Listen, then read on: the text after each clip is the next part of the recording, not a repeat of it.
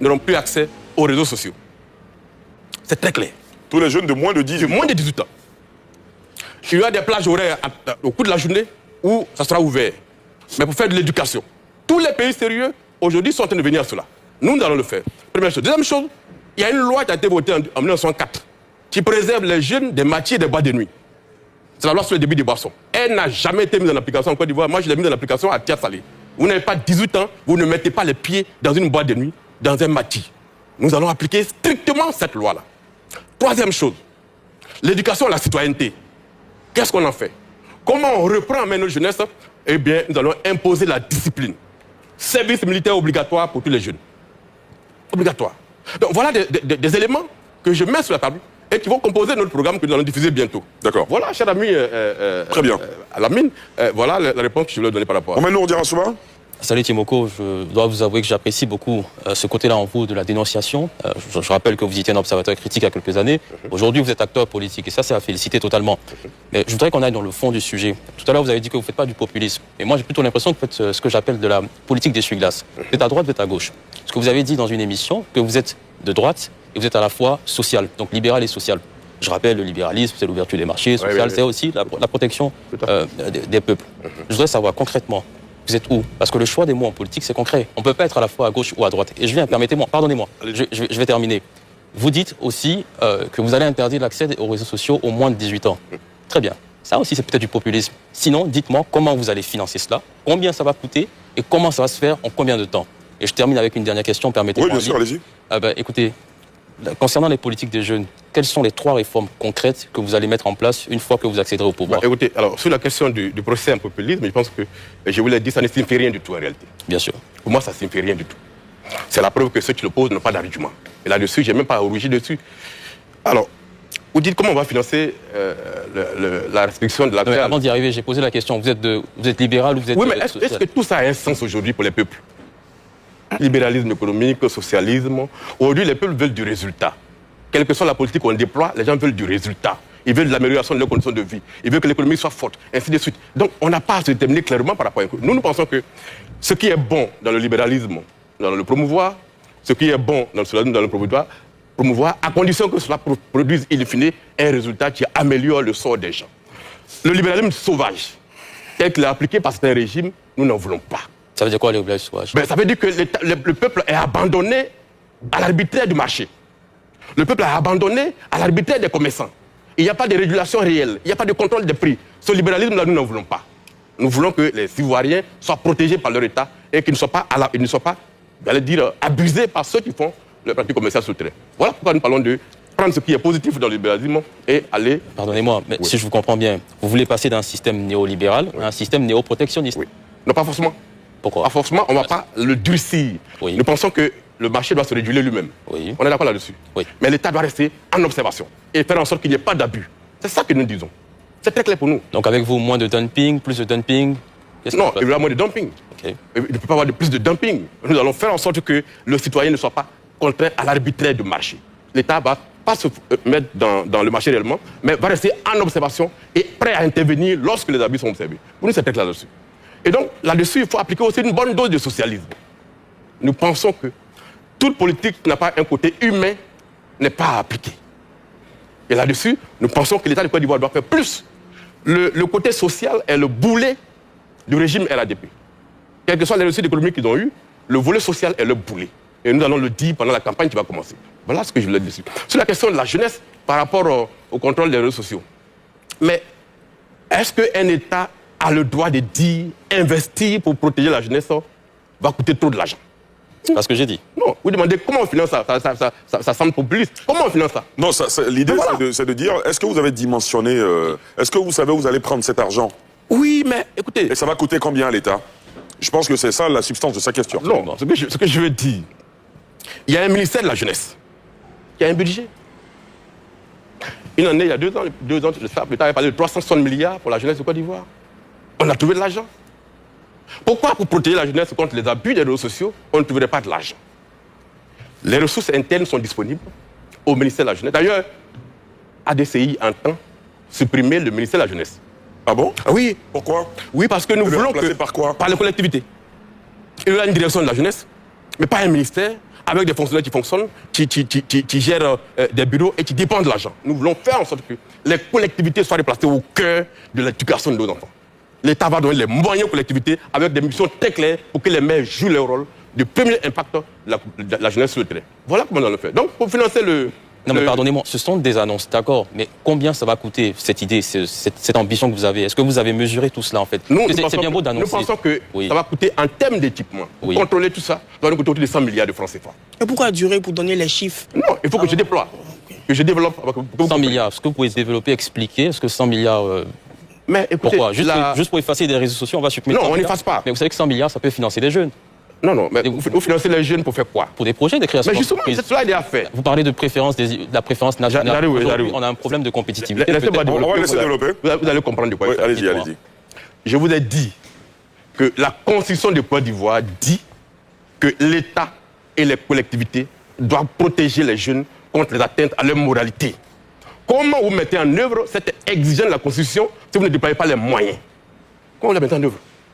Il faut des moyens. Aujourd'hui, vous avez la PLCC, qui est un outil créé par l'État de Côte d'Ivoire, qui fonctionne. On peut mieux équiper pour faire du contrôle, pour sanctionner, avec les plateformes qui gèrent ces réseaux sociaux, avoir des accords pour que des mécanismes soient mis en place pour contrôler. Ça se fait ailleurs. Donc nous avons dimensionné ça à hauteur de 100 milliards pour qu'on ait l'équipement et qu'on contrôle cela. Pour nous, c'est très important. Et ADCI le fera. Parce que si on ne fait pas cela, cette jeunesse-là, peut-être que vous avez eu la chance d'être bien formé par un système qui n'est pas aussi à l'abandon comme ce que nous avons aujourd'hui. Mais aujourd'hui, ce que nous constatons, c'est que non seulement le niveau de la jeunesse s'affaisse, mais elle n'est pas protégée contre les atteintes à son éducation. L'État de Côte d'Ivoire doit reprendre cela en main et nous devons le faire. Voilà. Très bien, Josias. Alors, M. Assalit Seboko, en tout début d'expression, vous avez signifié que vous êtes pour la réforme de la Commission électorale indépendante. Oui. Et il y a plusieurs partis politiques, surtout d'opposition, naturellement, qui demandent à ce qu'il y ait également réforme de la Commission électorale indépendante. Et ces partis politiques-là ont décidé de ne pas du tout partir à l'élection avant cette réforme-là, pour beaucoup. Mais quand même, ces partis ont déposé des candidatures. Mais on remarque que ces partis-là sont vraiment rigides à l'idée de réformer la Commission électorale indépendante. Et lorsqu'on pense à cette réforme-là, cela signifie que, pour beaucoup, c'est qu'il y a, du moins, on ne peut pas gagner une élection avec cette Commission électorale indépendante contre le RHDP. C'est ce qui est généralement défendu. Alors, si vous pensez également qu'il faut réforme de la Commission électorale indépendante, parce qu'il y a beaucoup de mots qui peut-être vont vous empêcher de gagner l'élection, comment est-ce que ça se fait que vous partiez à cette élection-là avec ces problèmes, ces mots que vous décriez avant, tout en pensant à la réforme? Ça, c'est la première question. Et la seconde question, c'est que dans votre programme, vos futurs projets, vous pensez qu'il faudrait revenir sur la configuration juridique de l'acquisition des terres, de l'allocation des terres, oui, et privilégier les Ivoiriens. Alors, lorsqu'on regarde l'histoire de la Côte d'Ivoire, on se rappelle que cet élément-là, c'est-à-dire l'acquisition des terres et tout, a créé de nombreux problèmes, de nombreux maux à la Côte d'Ivoire. Avec tous les projets qui ont été mis à partir de l'ivoirité de 95 jusqu'à 98, on s'est rendu compte qu'il y avait des véritables maux en Côte d'Ivoire à cause de cet élément-là. Est-ce que vous êtes sûr, vous pouvez garantir aux Ivoiriens que lorsque vous allez arriver à la tête de la Côte d'Ivoire, avec ce projet-là, on n'aura pas de maux? Alors, je vais être très clair avec vous. Alors, sur la question de la CEI, vous savez, j'étais au Parlement quand le projet de loi portant modification de la Commission électorale indépendante pour le bureau central a été envoyé à l'Assemblée. Et j'ai assisté au débat entre le parti au pouvoir, les partis d'opposition qui sont représentés à l'Assemblée nationale. Si vous prenez la minute des échanges, vous prenez la vidéo des échanges, vous allez voir que je me suis insurgé contre la volonté des partis politiques en Côte d'Ivoire de contrôler l'appareil qui organise les élections. Tous les partis politiques en Côte d'Ivoire veulent contrôler l'appareil. Parce qu'ils sont convaincus que c'est l'appareil qui fait gagner un candidat. C'est très grave. Et donc, quand moi je parle de réforme, la CEI, elle ne sera pas obtenue avant cette élection présidentielle-là. Parce qu'il y a des conditions à mettre en œuvre avant que cela ne se fasse. Donc, pour l'année prochaine, peut-être. Mais quand je parle de réforme, c'est de faire en sorte que les partis politiques ne soient pas prédominants dans la commission électorale indépendante. Et que dans le seuil local, les partis politiques ne soient pas trop prédominants pour, je l'ai dit, fausser le jeu électoral. Mais au-delà de ça, les élections arrivent dans quelques semaines, dans 2 mois maximum. Qu'est-ce que nous faisons? Vous dites que des partis politiques critiquent la CEI, en même temps, on dépose leur dossier. Et nous autres aussi, nous ne critiquons pas forcément la CEI, mais nous avons déposé sur nos dossiers. Parce que nous considérons qu'une élection doit se tenir et que la souveraineté appartient au peuple. Et qu'il appartient aux candidats de faire en sorte que les Ivoiriens se lèvent pour aller voter librement leur candidat. La CEI centrale, ou surtout tous les partis politiques, est pour moi équitable. Ils sont là-bas. Ce qui peut être faussé, c'est les résultats qui viennent du bas, des commissions locales. Et donc, il appartient aux partis politiques de s'organiser. Il y a 25 000 bureaux de vote Concernant les CEI locales, tous les candidats sont censés avoir des représentants. Non, les candidats ne sont pas représentés dans les CEI locales. Voilà. C'est un bureau de vote, tu veux dire? Non, c'est différent de la CEI locale. Bien sûr, c'est différent, mais... Dans les bureaux de vote, chaque candidat envoie des représentants. Exactement, c'est pour ça que je dis qu'il appartient aux partis politiques de s'organiser pour être effectivement représentés dans les 25 000 bureaux de vote. Vous ne pouvez pas aller aux élections présidentielles avec 25 000 bureaux de vote et être représenté seulement dans 10% des bureaux de vote et prétendre que l'élection a été faussée alors que vous n'étiez pas dans 90% des bureaux de vote. Donc la responsabilité des acteurs politiques est engagée. Est engagée. C'est à eux de s'organiser. Première chose. Deuxième chose, vous dites qu'ils critiquent mais ils déposent. Mais c'est aussi là un peu la situation que nous vivons. Parce qu'ils sont intérieurement convaincus que même si cette CEI n'est pas réformée maintenant et que l'élection s'organise, que l'opposition est organisée, elle peut gagner. Je comprends. Ils pensent que c'est pour cela qu'ils ont pu déposer leur dossier. Voilà ce que moi je peux dire par rapport à ce qui concerne la CEI. Pour ce qui concerne le foncier. Mais vous savez, l'un des problèmes les plus cruciaux que nous avons en Côte d'Ivoire, c'est le foncier. Chacun de nous sait que le foncier, à la fois urbain et rural, est une véritable bombe sociale. Il y a des parties entières du pays où les populations vivent à l'étroit, sur des petites surfaces, parce que les terres ont été bradées. Il y a une telle prédation sur nos terres que si nous ne réagissons pas maintenant, dans 5-10 ans, cela va exploser. Et donc nous, à ADCI, nous disons que le problème doit être pris à bras le corps, avec le courage politique qui va avec. Quand je dis que je voulais mettre un moratoire de 3 ans sur les terres en Côte d'Ivoire, mais c'était un cri au scandale. Pourtant, le ministère de l'Agriculture, dirigé par monsieur, à l'époque, le ministre Sangafoua, proposait un moratoire de 10 ans sur les terres rurales. Moi, je propose 3 ans. Pour pouvoir immatriculer toutes les terres non encore immatriculées. Pour qu'on sache les délimitations des frontières des villages, des campements. Que tout ça soit balisé avant qu'on ouvre le marché pour faire la transaction. Alors, pour nos téléspectateurs, vous pourrez expliquer en quoi va consister ce moratoire de 3 ans? Ben, on ne vend pas. Toutes les terres non immatriculées, on ne les met plus en vente pendant 3 ans. Le temps que l'État se donne les moyens de les faire immatriculer. Et celles dont les immatriculations sont en cours? Ben, le commerce continue. Continue, mais en même temps, nous pensons que nous devons créer un tribunal spécial du foncier et de l'immobilier. Parce que le faux qui a cours dans le secteur immobilier est incroyable en Côte d'Ivoire. Tout le monde le sait. Les documents qui sont trafiqués, il y a une véritable industrie du faux sur le foncier en Côte d'Ivoire. Les faussaires savent que le Conseil d'État, qui est le seul habilité à annuler un LACD, fonctionne de telle sorte que même un procès qui commence en 2024-2025 peut se terminer dans 10 ans, alors que l'individu a perdu son terrain. Il faut créer un tribunal spécial avec des magistrats outillés, une police spéciale qui fasse en sorte que les décisions soient rendues dans un délai raisonnable pour que les faussaires ne prospèrent pas. Pour nous, c'est un marqueur essentiel et ADCI se donnera les moyens de le faire appliquer. Mélina Makissi? Vous prenez la priorité nationale. Selon Bloomfield Intelligence, seulement 5% des multinationales donc, génèrent 80% de la richesse nationale. Qu'est-ce que vous comptez faire pour inverser cette tendance? J'ai expliqué que la priorité nationale diffère un peu de la préférence nationale. La préférence nationale est un peu exclusive. La priorité nationale intègre les autres. Mais dans des politiques sociales, dans les politiques spéciales, on donne la priorité aux nationaux. Nous n'avons pas vocation à vouloir dire que les multinationales qui représentent pratiquement 80% de notre PIB doivent du jour au lendemain dégager la Côte d'Ivoire. Bien au contraire, nous allons continuer à l'accompagner et à faire en sorte que l'environnement des affaires s'améliore pour qu'ils continuent à investir. Mais dans le même temps, quelle politique peut-on mener pour un pays quand les populations elles-mêmes ne se sentent pas prises en compte par le fonctionnement de l'État? On sait tous en Côte d'Ivoire qu'il y a des secteurs économiques entiers dans lesquels les Ivoiriens ne peuvent pas prospérer. Aller au port de pêche, aller dans le secteur du bois, aller dans le secteur de l'agroalimentaire. Il n'y a pas d'Ivoiriens dans ce secteur. Non, peut-être que vous exagérez un peu. Il n'y a pas d'Ivoiriens, il n'y en a aucun. Non, je veux dire, les Ivoiriens ne prospèrent pas. Oui, peut-être qu'ils ne prospèrent pas, mais dire qu'il n'y en a pas, ça peut prêter à confusion. Ils sont extrêmement marginalisés. Il faut utiliser les mots qu'il faut. Quand vous allez au port de pêche, vous n'avez pas d'Ivoiriens qui ont pignon sur rue au port de pêche. Nous disons que ADCI au pouvoir, ce ne sera pas d'écarter les autres, mais de faire en sorte que nos acteurs nationaux, locaux, aient les moyens, avec le soutien de l'État, de reprendre en main le marché. C'est ce que nous voulons faire. Dans le secteur du bois, on le fera. Dans le secteur de la poissonnerie, on le fera. Parce que vous savez que la Côte d'Ivoire est le premier portonnier d'Afrique de l'Ouest. Mais est-ce que vous savez que notre pays ne dispose d'aucun bateau?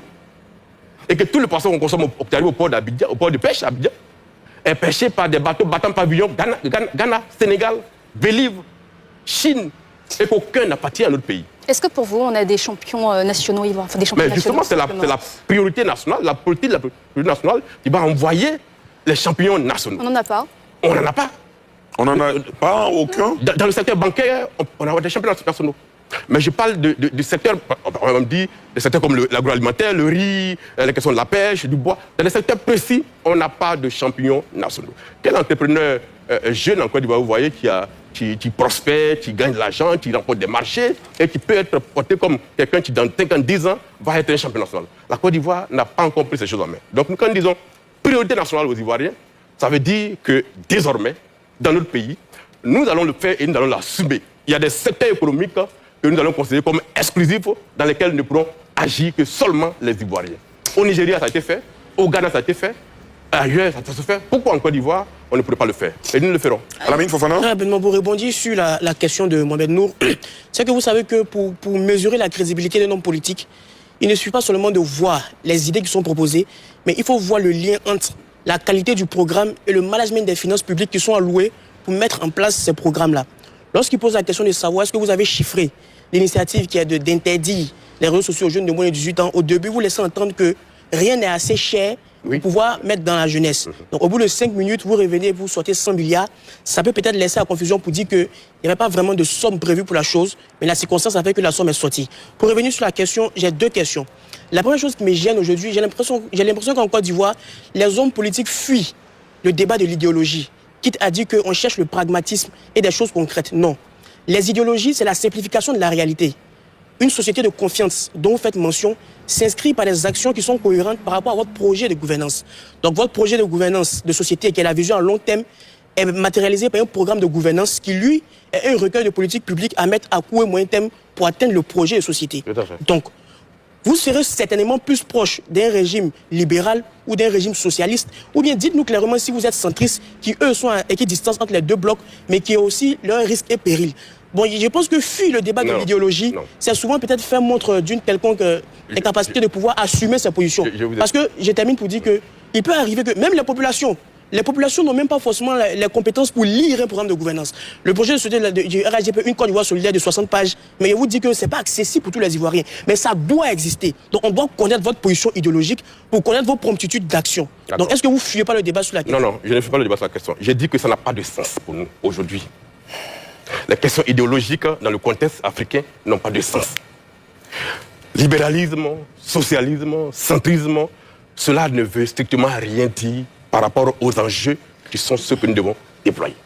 Nous pensons, je vous le dis, que sur les questions du libéralisme économique, nous sommes d'accord pour que l'État ne soit pas trop présent dans le marché. Mais en même temps, reste en back-office et contrôle. Nous sommes d'accord avec cette façon de faire. Nous sommes contre le libéralisme sauvage qui laisse les citoyens face aux acteurs économiques qui font tout ce qu'ils veulent sans contrôle. Voilà notre position très claire. Sur la question du socialisme, nous disons qu'il y a le laxisme du socialisme, nous ne sommes pas d'accord avec ça.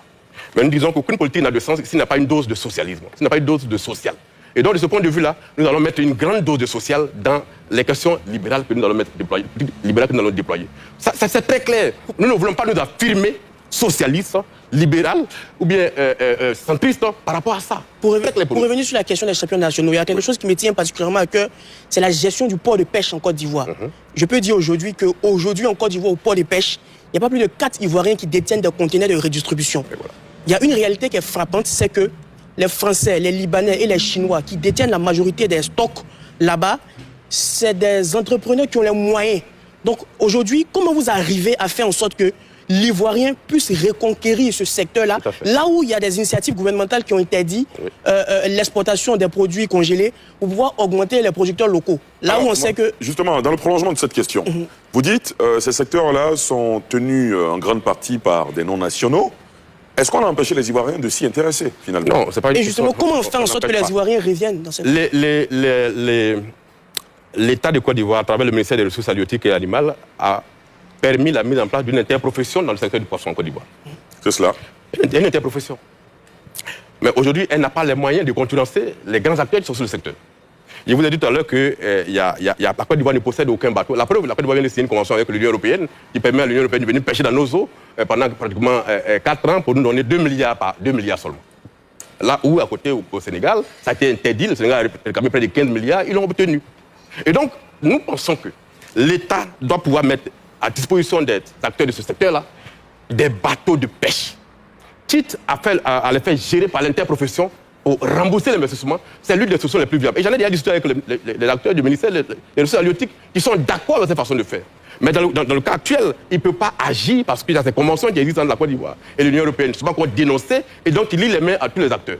Pour nous, il appartient à l'État de reprendre sa souveraineté sur ces secteurs-là. J'ai été en infiltration au port de pêche. Sous mes yeux, des bateaux sont arrivés, battant pavillon Ghana, où des vendeurs... Toute politique n'a pas...